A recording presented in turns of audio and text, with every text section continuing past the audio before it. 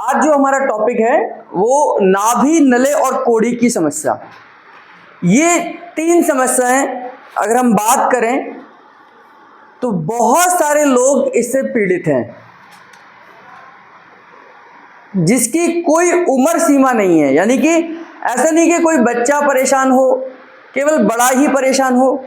बहुत सारे, मेरे पास एक पेशेंट आए जिनकी उम्र 60 साल की थी, जिनको नाभि नले की समस्या है ना। और मेरे पास ऐसे भी पेशेंट आए हैं जिनको आज हमने अभी हमें अपने न्यूरोथेरेपिस्ट को भेजा हॉस्पिटल में। 2 साल के बच्चे को कोड़ी की समस्या है, बच्चों में ही ज़्यादातर कोड़ी की समस्या होती है। तो 2 साल के बच्चे से लेकर 60-65 साल तक के व्यक्ति को, बुजुर्ग को भी नाभि नले कोड़ी की समस्या हो सकती है। और ऐसा भी नहीं है कि ये केवल पुरुषों की समस्या है, कि ये पुरुषों को ही होती है, ये महिलाओं की भी समस्या है। यानी कि ये मेल और फीमेल दोनों में होने वाली समस्या है।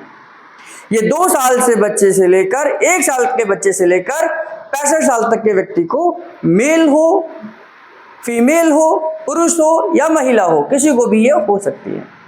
अब सबसे पहले समझना है कि क्या नाभि नले कोड़ी की समस्या होती भी है या केवल ये एक नाम दिया गया है ना। बहुत सारे लोगों को ये लगता है कि ये समस्या होती भी है। क्यों? ये प्रश्न इसलिए भी उठता है क्योंकि ये समस्या हमारे किसी भी टेस्ट में नहीं आती है ना। क्योंकि आज हम मॉडर्न साइंस में रहते हैं, तो हम मॉडर्न साइंस को ही फॉलो करते हैं, मेडिकल साइंस की बातों को मानते हैं। और मेडिकल साइंस जब किसी चीज़ को मना कर देती है तो हमें भी उस पर एक सवाल खड़ा हो जाता है कि क्या हमें इस पर बिलीव करना चाहिए या नहीं करना चाहिए, है ना। तो सबसे बड़ी समस्या ये है कि क्या ये समस्याएं होती हैं, क्योंकि बहुत सारे लोग आज भी नाभि नले कोड़ी के बारे में नहीं जानते हैं। बहुत सारे लोगों को कहो कि नाभि की समस्या है या नले की समस्या है या कोड़ी की समस्या है, तो उसको मानना और जानने में दोनों में ही वो हिचकिचाते हैं। तो नाभि नले और कोड़ी क्या सच में होते हैं? तो हमें ये समझने की जरूरत है कि इनकी पोजीशन कहाँ है, यानी कि ये होते कहाँ पर, ये समस्याएं होंगी कहाँ पर। तो अगर मैं एक छोटा सा डायग्राम बनाऊं, सिंपल सा, एक व्यक्ति है इस तरीके का, है ना। ये उसका पेट हो गया, ये हाथ हो गए समझने के लिए, और इसकी ये 2 टांगे हो गई, है ना। अगर मैं बात करें तो ये इसका चेस्ट का एरिया हो गया, ये इस तरीके का एरिया हो गया, है ना। यहां से अगर हम देखें तो ये जो सेंटर में सबके एक बिंदु है, ये सबके पेट में है ना। ऐसा कोई भी व्यक्ति नहीं है जिसके ये नाभि का पॉइंट ना हो। क्यों? क्योंकि हमारे शुरुआत जीवन की यहीं से होती है। ये जो नाभि है ये अम्बिलिकल कॉर्ड है, यानी कि जो हमारे नाड़ू है जिससे हमारी एक बच्चा अपनी माँ के साथ जुड़ता है। एक बच्चा अपनी माँ के साथ जुड़ता है, वो नाभि के साथ जुड़ता है। जब बच्चा माँ के गर्भ में है, प्लेसेंटा के अंदर है, तो माँ और बेटे का, यानी कि उस बच्चे का कनेक्शन कैसे है कि यहां से एक पाइपलाइन निकलती है, माँ की पाइपलाइन से जुड़ती है, और वहां से सारे के सारे न्यूट्रिशन वैल्यू का आदान प्रदान होता है। हर चीज वहां से फिल्टर होकर जाती है। जब बच्चा पैदा होता है तो यहां से अंदर से ही प्लेसेंटा का जो पार्ट है वो यूट्रस के थ्रू बाहर आता है।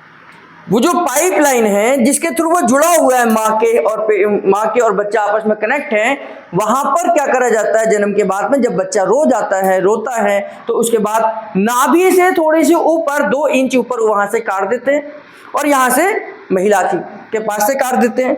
तो जो ये कटा हुआ हिस्सा है ये धीरे धीरे सूख कर गिर जाता है ना, और नाभि अपनी जगह पर आ जाती है। तो यानी कि नाभि कहीं ना कहीं हमारे शरीर से जुड़ी हुई है। और नाभि, अगर हम योग में बात करें तो नाभि एक ऊर्जा का केंद्र है। योग को तो आज सारी दुनिया मानती है। अभी हमने 21 जून को इंटरनेशनल योगा डे मनाया, तो योग के हिसाब से ये ऊर्जा का केंद्र है। यहां से बहुत सारी ऊर्जाएं, यहां पर बहुत सारी एनर्जी इकट्ठी होती है। अगर हम, तो ये नाभि हो गई, ये अभी समस्या नहीं है इसमें कुछ भी, ये नाभि है, नाभि तो नाभि है, हम इसको नाभि तो कहेंगे। अब दूसरी समस्या है कि कोड़ी, कोड़ी क्या है, ये हमारी स्टर्नम बोन है ना, ये स्टर्नम बोन है जिससे हमारी हड्डियां, रिब्स की हड्डियां जुड़ी होती हैं, है ना, पसलियों की हड्डियां जिनको हम बोलते हैं रिब्स की हड्डियां, पसलियों की हड्डियां, छाती की हड्डियां इस स्टर्नम बोन से जुड़ती हैं। अगर हम इसको समझें, जैसे आप थोड़ा सा इधर दिखाएंगे तो देखिए ये छाती है, ये छाती की हड्डी है जिसको हम स्टर्नम बोन कहते हैं, है ना। यहां आप नीचे आकर एक छोटा सा नुकीला हिस्सा देखेंगे, ये सबके है, ये केवल इसके नहीं है, ये इस स्ट्रक्चर के नहीं है, ये सबके है। ये जो अलग से निकला हुआ हिस्सा है, अलग से निकला हुआ हिस्सा है, ये सॉफ्ट टिश्यूज का बना हुआ है, ये सॉफ्ट टिश्यूज का है, ना तो इसे हम हड्डी कह सकते हैं, ना कोई ऑर्गन कह सकते हैं, ये सॉफ्ट टिश्यूज का है और बच्चों में बहुत ज्यादा सॉफ्ट है, बाद में भी है। जैसे जब हम इसे दबाते हैं तो यही भाग है जो हमारा दबता है और ऊपर निकल कर आता है, लेकिन ये इसके साथ अटैच है। जैसे अगर हम कभी एक्सरे कराएं तो उसमें कई बार एक्सरे में आता है कि आपके पैर की हड्डी बढ़ रही है, कई बार ये भी लिखा आता है कि आपकी एड़ी की हड्डी बढ़ गई है ना, जिसको हम स्पर बोलते हैं। क्या कभी सच में हड्डी बढ़ती है? हड्डी कभी नहीं बढ़ती है। वहां पर जो कचरा है, जो वहां पर टॉक्सिन्स हैं, वो जमा होने लग जाते हैं और वहां पर जमा होने के बाद इतने ज्यादा वहां पर चिपक जाते हैं, वो सॉलिड का रूप ले लेते हैं, यानी कि सख्त रूप ले लेते हैं, ठोस भाग बन जाते हैं। और जब हम एक्सरे करते हैं तो एक्सरे का मतलब क्या है कि एक्सरे क्या कैसे आता है कि यहां से रेज निकलती हैं, हड्डी से टकराती हैं, जो टकराती हैं वो वापस चली जाती हैं, जो नहीं टकराती हैं वो पार निकल जाती हैं। तो यहां तो टकराएगी नहीं, तो इतने हिस्से से टकराएगी नहीं, तो यहां से पार हो जाएगी, यहां से पार हो जाएगी, तो यहां से लेकिन जरूर टकराएगी। तो यहां से जो टकराई, जो नहीं टकराई वो पार हो गई, और पार होने की वजह से एक इमेज दिखाई देती है जिसको हम एक्सरे कहते हैं, है ना। अब यहां पर जो कचरा जमा हो गया है, जो यहां जमा होगा, तो इस जब रेज डाली जाएंगी तो इस कचरे की वजह से भी ये रेज वापस हो जाएंगी। तो यहां पर क्या आएगा हमें नजर कि यहां की हड्डी बढ़ गई है। हड्डी नहीं बढ़ी है, वो क्या है कि वहां पर कैल्सिफिकेशन हो गया है, कैल्सिफिकेशन हो गया है। तो ऐसा ही कुछ यहां पर भी ये सॉफ्ट पार्ट है, यानी सॉफ्ट पार्ट है, ये लिगामेंट पार्ट है, ये टिश्यूज का बना हुआ है, ये सॉफ्ट टिश्यूज का एक हिस्सा है जो इतना इससे ज्यादा अटैच है कि ये इसी का ही एक हिस्सा बन जाता है। तो ये जो पार्ट हमारा है ये सबको महसूस होगा। यहां स्टर्नम बोन के नीचे जब हम चेक करेंगे तो यही पार्ट हमारा कोड़ी का हिस्सा कहलाता है। देखिए सब अलग अलग जगहों पर अलग अलग नाम से किसी भी चीज को, एक चीज को पुकारा जा सकता है। जैसे अगर फॉर एग्जांपल मैं बात करूं, दिल्ली में हम गोलगप्पे कहते हैं, कहीं उसे पानी पूरी भी कहते हैं, कहीं उसे बतासा भी कहते हैं, तो कहीं उसे सिंगाड़ा भी कहते हैं, कहीं पुचका भी बोलते हैं, है ना। तो ये एक चीज तो एक ही है ना, चीज एक ही है, लेकिन हमने जगह जगह के हिसाब से उसका नाम अलग रखा है। साइंस में इसे जायफॉइड प्रोसेस कहते हैं, साइंस में इसका नाम है जायफॉइड प्रोसेस, है ना। इस भाग का जो नाम है ये है। अब हिंदी में इसे हम क्या बोल देते हैं? कोड़ी बोल देते हैं। यानी कि जब ये अपनी जगह से खिसकेगी, ये सॉफ्ट भाग है, खिसक सकता है, ये इससे टच है, जुड़ा हुआ नहीं है, इससे जुड़ा हुआ, यानी कि ऐसा नहीं कि ये यहां से टूट जाएगा, ये जुड़ा हुआ नहीं है, इसके साथ अटैच है, तो ये अपनी जगह को कभी कभी छोड़ सकता है। तो कई बार हमने जब डायग्नोस करा है, पेशेंटों को देखा है, यहां पर हम प्रैक्टिकली भी डायग्नोस करेंगे, तो कई बार इस हड्डी और इस हड्डी के, यानी कि इस पार्ट के बीच में गड्ढा भी महसूस होता है, यानी कि ये खिसक गया है। जब ये खिसकेगा तो हमारे सारे के सारे ऑर्गन, इसके नीचे क्या है, पैंक्रियास का हिस्सा है, इसके नीचे सारा ऑर्गन्स हैं, तो ये उस ऑर्गन को डिस्टर्ब करेगा। जब उस ऑर्गन को डिस्टर्ब करेगा तो फिर कहीं ना कहीं हमारे को दर्द का एहसास होगा, मीठा मीठा सा दर्द बना रहेगा। और अगर हम बात करें इसके पीछे, हमारा क्या है, ईसोफेगस है, फूड पाइप है। फूड पाइप है। अगर ये गलती से अंदर प्रेस हो जाए तो भाई आगे भी निकल सकता है, पीछे भी जा सकता है, दाएं भी जा सकता है, बाएं भी जा सकता है। तो गलती क्या है वो भी हम बात करेंगे, किस कारण से होता है। अभी हम समझ रहे हैं कि ये कोड़ी है कहां पर। तो कोड़ी कहां पर है, इसको आम भाषा में हम कोड़ी बोल देते हैं। जहां पर साइंस इसे जायफोइड प्रोसेस कहती है, वहीं इसे हम या हम इसको स्टर्नम बोन का लास्ट भाग बोलते हैं। तो ये कोड़ी का हिस्सा है। जब ये अपनी जगह से खिसकता है तो आदमी को बेचैन कर सकता है। ये बचपन में क्योंकि जितने छोटे बच्चे होंगे उनकी हड्डियां भी उतनी ही सॉफ्ट होती हैं, है ना। तो 1 से 2 साल तक के बच्चे का अगर हम देखें तो ये पूरा का पूरा स्ट्रक्चर बहुत मुलायम है। सिर का हड्डियां बहुत मुलायम है। आप सिर को छू के देखिए कितना टाइट है। बच्चे का कभी 1 से 2 साल के बच्चे का सिर छू के देखिए, ऐसा लगेगा कि आप इसे दबा सकते हैं। कईयों को तो यहाँ गड्ढा भी नजर आएगा आपको, यहाँ पर ऐसा लगेगा कि ये पिलपिला सा हिस्सा है, क्योंकि वहां पर हड्डियां अभी डेवलप हो रही हैं। तो ये जो सॉफ्ट भाग है, क्योंकि बच्चों में ज्यादा कोड़ी गिरती है, तो ये हिस्सा अपनी जगह से खिसक जाता है और इसके खिसकने से यहां पर दर्द बनता है और बच्चा खाना पीना सब कुछ छोड़ देता है और लगातार रोता रहता है। अब इस समस्या को अगर हम किसी डॉक्टर के पास जाएंगे तो डॉक्टर की समझ में तो नहीं आएगा। क्यों? क्योंकि यहां पर वो एक्सरे कराएंगे तो भी नहीं आएगा। एक्सरे में तो ये पार्ट तो आएगा, बहुत छोटा सा हिस्सा है, लेकिन ये सीटी स्कैन में, एमआरआई में ये पार्ट तो आएगा, लेकिन इसकी समस्या क्या है, इसे हो क्या सकता है, ये समझ नहीं आएगा, है ना। तो जब ये समझ नहीं आएगा तो उसका इलाज क्या करेंगे इसकी। और वो सेटिंग नहीं करते हैं, किसी भी चीज की सेटिंग नहीं करते हैं। या तो ऑपरेशन करते हैं, सर्जरी करते हैं, दवाई देते हैं, यही करते हैं। सेटिंग का मतलब कि अगर ये खिसक गई है तो इसको वापस वो अपनी जगह पे सेट कर दें, ऐसा कोई ट्रीटमेंट उनके पास नहीं है, यानी वो करते भी नहीं है, है ना। तो उस समय पर कोड़ी कहां पर है, हमारे स्टर्नम बोन का लास्ट हिस्सा जो है वो छोटा सा हमारा नुकीला हिस्सा है, जिसको हम कोड़ी का हिस्सा बोलते हैं। यानी कि यहां पर हमारी कोड़ी का डायग्नोज होता है। और कोड़ी होती है, कोड़ी सेम वैसे ही होती है जैसे हमारे लीवर है, पैंक्रियाज है, गॉल ब्लैडर है। और जब ये अपनी जगह से खिसकते हैं या हमारी जो इंटेस्टाइन है अपनी जगह से छोड़ती है, अपनी जगह से बाहर आती है, तो हम क्या बोल देते हैं, ये हर्निया हो गया है।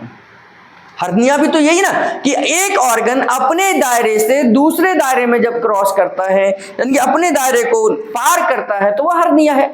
जब डिस्क अपनी जगह से खिसकती है तो उसे क्या बोलते हैं, स्लिप डिस्क बोलते हैं। डिस्क का ज्यादा हिस्सा खिसक जाता है तो उसे हर्निएशन बोलते हैं। तो ऐसे ही जब हमारे ये सॉफ्ट भाग, स्टर्नम बोन का सॉफ्ट भाग जब नीचे खिसकता है, पीछे खिसकता है, तो इसे कोड़ी बोलते हैं। यानी कि जायफोइड प्रोसेस में आपकी ये जो हड्डी है, ये सॉफ्ट जो हड्डी है, ये अपने स्थान को छोड़ देती है और इसकी वजह से एक मीठा मीठा सा दर्द बना रहता है, लोगों को समस्या आती है। तो अभी हम समझ रहे हैं कि ये कहां पर है।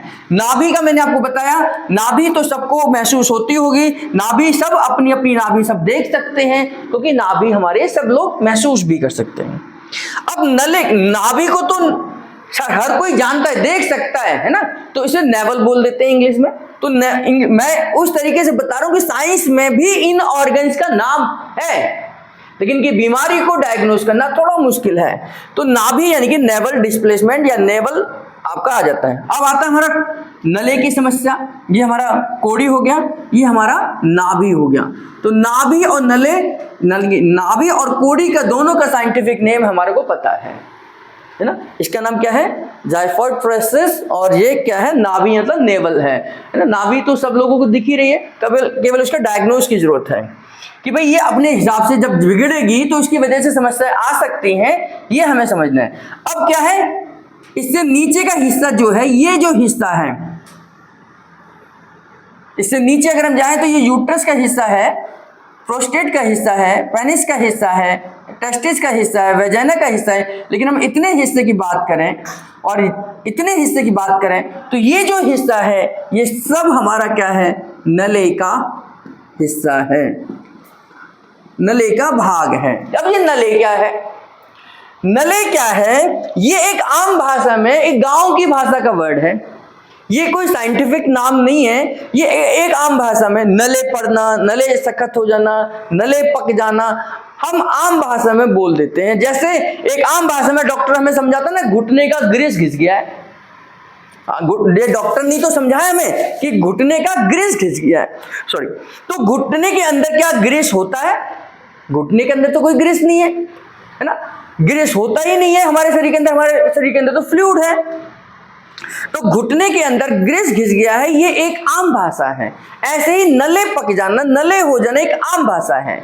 लेकिन नले होना नाभि से, नाभि के हिस्से से नीचे के हिस्से में पूरा का पूरा टाइट हो जाना, सख्त हो जाना, पूरा का पूरा कंट्रोल खत्म हो जाना, जिसको हम बोलते हैं नले पड़ना, नले का होना या नले का पकना। अब ये नले साइंटिफिक भाषा में क्या है? तो साइंटिफिक भाषा में अगर हम इस व्यक्ति को जिसको नले पड़े होते हैं, हम उसको ये कहें कि श्वास लेकर पेट को फुलाना है, तो जिसको एक्चुअल में नले पड़े होंगे वो श्वास लेकर कभी भी पेट को फुला नहीं पाएगा। जैसे अब मैं जैसे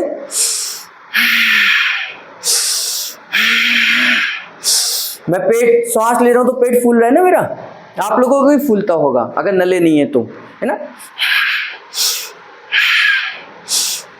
है ना। यानी कि श्वास लेने पे पेट फूलना चाहिए।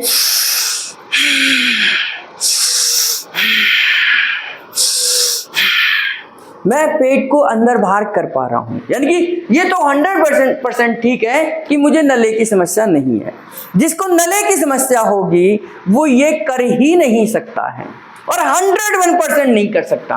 मैंने जितने भी यहां पर पेशेंट आए हैं, हमने बहुत सैकड़ों की संख्या में पेशेंट देखे होंगे, यहां पर देखे होंगे, यहां से बाहर देखे होंगे, जितने भी पेशेंट का हमने देखा है ये समस्या एक कॉमन है, यानी कि सिम्टम्स एक कॉमन है कि वो पेट के निचले हिस्से को फुला नहीं पाते हैं, उनका निचला हिस्सा फूलता नहीं है।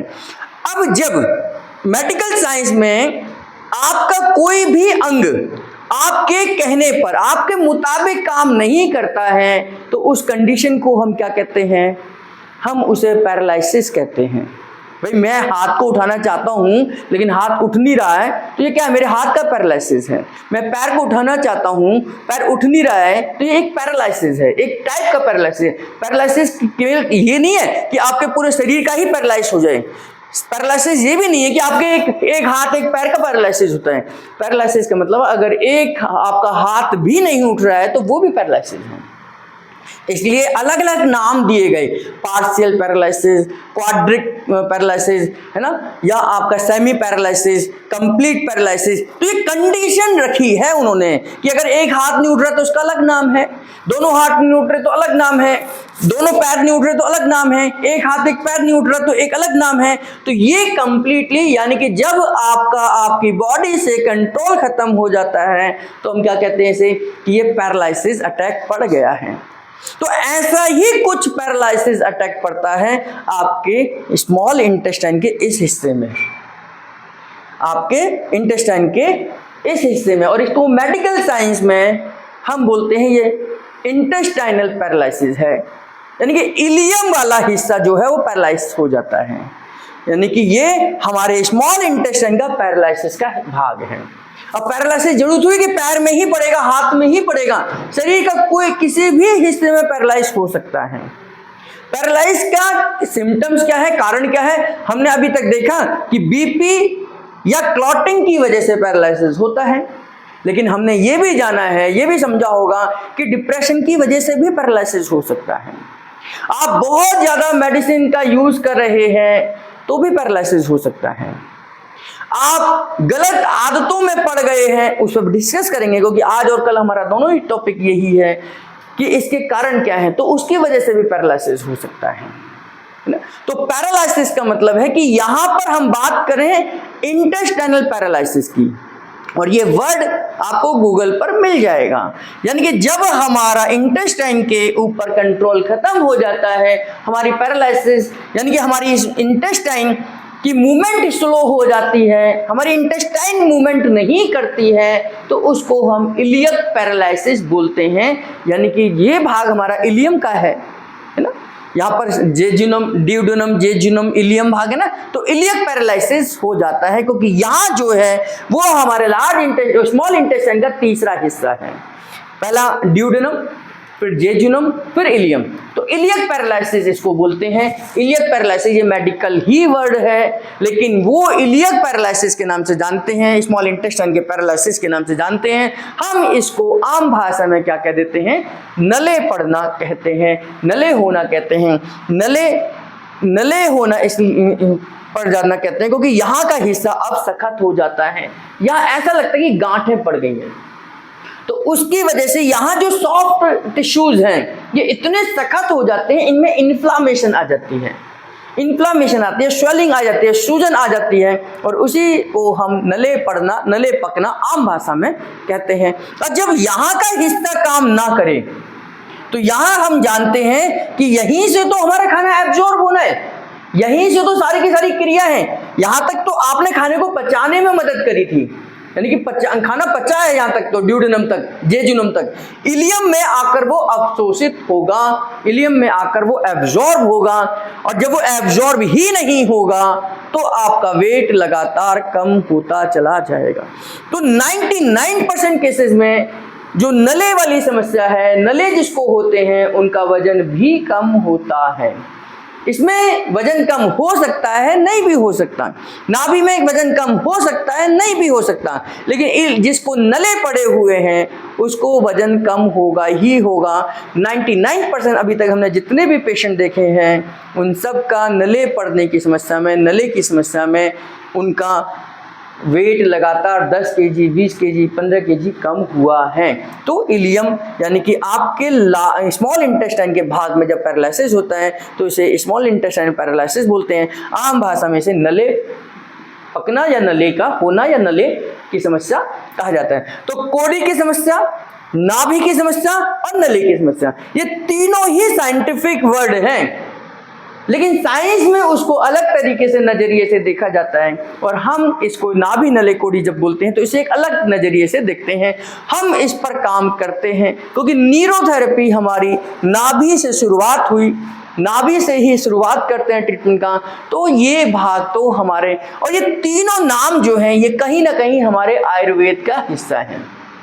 आयुर्वेद में आपके शरीर को समझा जाता है, आपके शरीर को जाना जाता है, आपके शरीर के सिम्टम्स को देखा जाता है।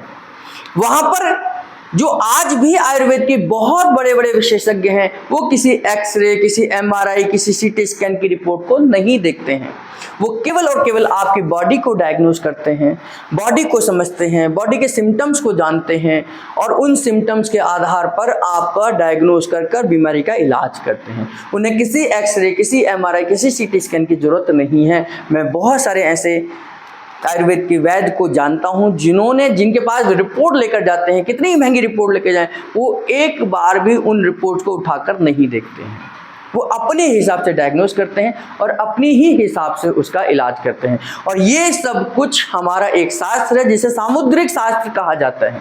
कौन सा है? सामुद्रिक शास्त्र। सामुद्रिक शास्त्र में, सामुद्रिक शास्त्र का मतलब क्या है? सामुद्रिक का मतलब है कि आपके शरीर के सिम्टम्स हमारे को बीमारी के बारे में बताते हैं, यानी कि वो शास्त्र जो आपके शरीर के सिम्टम्स को देखकर आपकी बीमारी के बारे में बताए, वो सामुद्रिक शास्त्र है।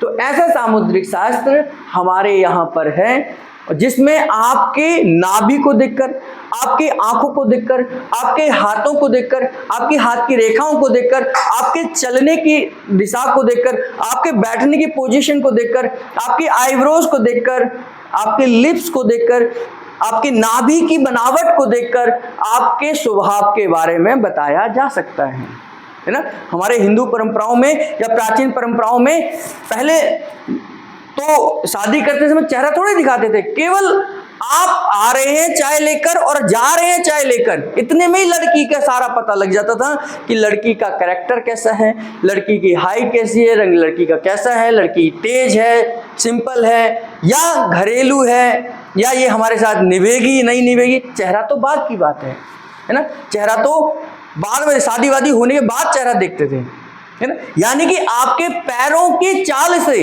आपके स्वभाव को पता लगाया जा सकता है।